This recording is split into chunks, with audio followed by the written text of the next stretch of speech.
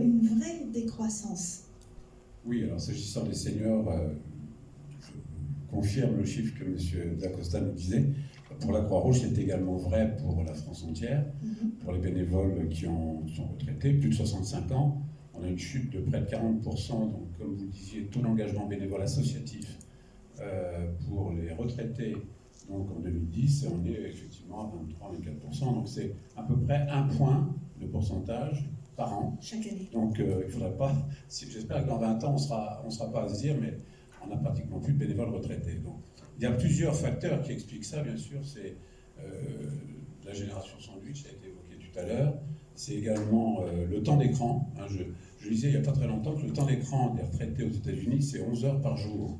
Alors, je pense qu'on n'en est pas là, mais l'effet Netflix, hein, quelqu'un en parlait, ça joue. Hein, les seniors sont peut-être un peu trop souvent repliés. Et le Covid n'a pas amélioré les choses.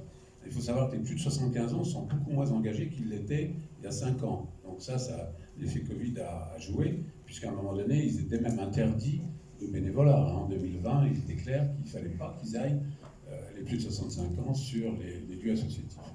Donc c'est tout à fait préoccupant. En tant que France Bénévolat, bien sûr, on s'en préoccupe. C'est une chute qui nous concerne au premier chef.